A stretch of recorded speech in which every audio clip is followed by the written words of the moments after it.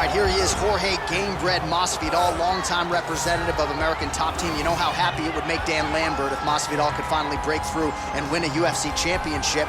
He's as close to that level as he's been in his UFC career. As he's ever been. He's finally on the cusp of earning what so many people have hoped for him. But that doesn't happen by accident. The reason he's this close now is because of the commitment that he has made to mixed martial arts, commitment that he has made to evolving his game, going up to 170 pounds, and also using everything that he has in order to get to where he wants to be. Before, there might have been distractions. Now, Jorge Masvidal is solely focused on becoming a UFC champion. Left his family to go compete in a reality show outside of the United States, gave him a lot of focus and direction, and he has put all of that to good use here in the UFC. All right, so an interesting stylistic clash here. Prevailing wisdom is he's going to try to take his opponent down and get off some of that patented ground and pound. Yes, and once he's on top, he starts to just gain control first. He does not try to rush to the next position because he understands whether or not he's in the guard, half guard, or side control, he can find ways to land big damage. In the side control, he does a really good job of going knee on belly, posturing his body all the way to the top, and just coming down with big punches. Boom, once he lands, he goes back and he secures. Right. Then he goes back to find another big strike.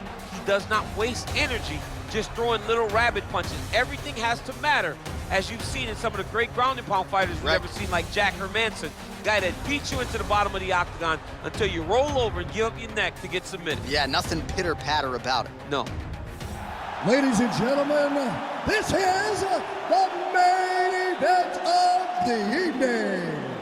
When the action begins, a referee in charge, Herb Dean. And now, this is the moment UFC fans around the world have been waiting for. Live from the Honda Center in Anaheim, California. It's time! 5 rounds for the undisputed UFC Welterweight Championship of the world. Introducing first, fighting out of the blue corner. This man is a boxer, holding a professional record of 35 wins, 15 losses. He stands 5 feet 11 inches tall, weighing in at 170 pounds. Fighting out of Miami, Florida, presenting the challenger, Jorge Gamebred Masvidal. And now introducing the champion, fighting out of the red corner. This man is a wrestler, holding a professional record of 16 wins, 3 losses. He stands 5 feet 11 inches tall, weighing in at 170 pounds. Ladies and gentlemen, presenting the reigning, defending UFC welterweight champion of the world, Colby Chaos Covington.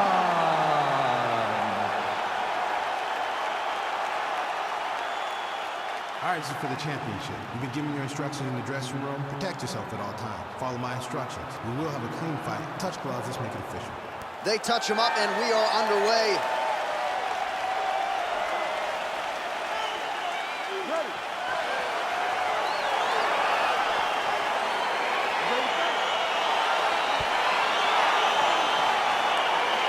All right, here we go with round 1. You are paid to tell us what you think is going to happen as an analyst. We have a striker, we have a grappler.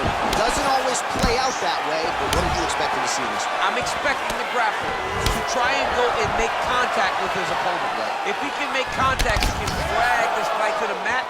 I expect the striker to try. He needs to start looking to finish now because he's got his opponent hurt very bad. So fighter a little bit stunned, holding on to him now, not doing a ton, just looking to recover.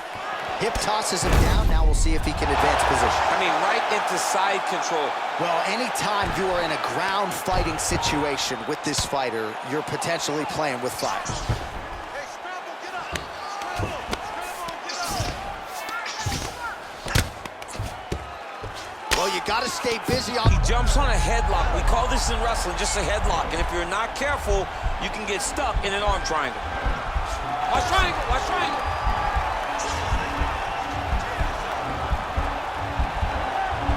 Needs to push the arm to the side. Get his head against the mat. Now watch as he goes to the finish. Watch his chest go to the mat.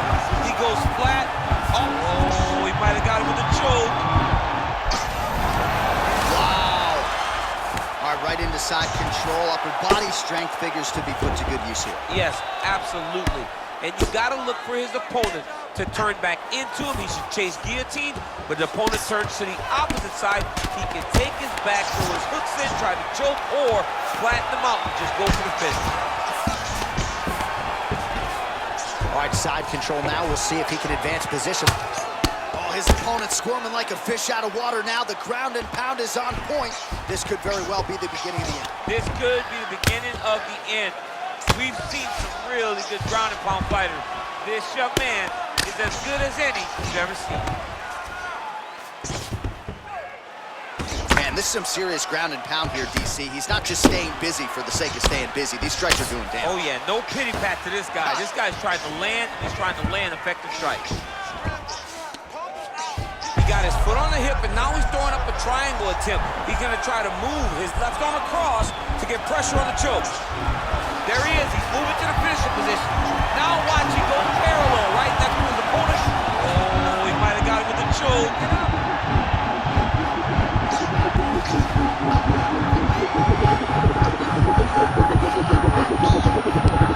And that will do it.